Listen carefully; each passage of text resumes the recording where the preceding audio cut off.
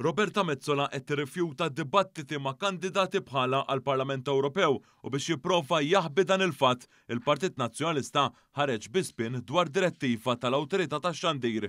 Id-direttiva mibgħuta lill-istazzjonijiet bħal f'kull elezzjoni tajt li brabta mal-Parlament Ewropew ir-rapportaġġ għandu jkun valur ta' aħbar. Dwar dan il-Partit Nazzjonalista ħares stqarrija biex jgħid li Mezzola qed tkun iċċensurata.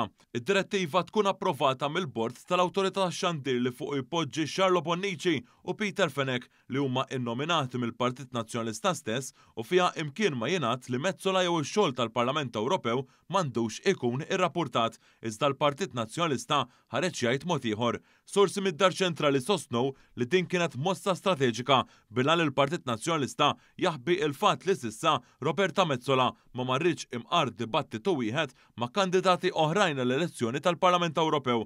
Il-kandidati li se jikkontestaw l-elezzjoni ta' 8 ta' Ġunju qed ikunu mistiedna għal dibattiti kontinwament iżda Mezzola ma deritx imqar f'wieħed minnhom. Il-Membru Parlamentari Ewropew Elix Ġussaliba żvela li hu kien mistieden għal dibattiti ma' Roberta Mezzola iżda din irrifjutat li tattendi. Fost oħrajn kien hemm it-Times of Malta u l-Mall Today li għamlu din it-tip ta' stedina.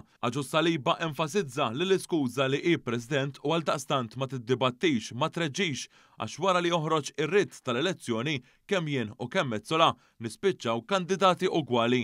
Irrefera għal kummenti li għamel Pepi Azzoppardi bbażati fuq l-istqarrija tal-Partit Nazzjonalista u tenna anzi tista' wkoll torganizza dibattitu bejnietna inti stess. Il-kandidat Laburista għalaq bil-istaqsa jekk ir-regoli ma joddux l-istess għal kulħadd jew ir-regoli li joddu għal Elix m'għandhomx joddu għal Madam President, insista Elix Ġussaliba.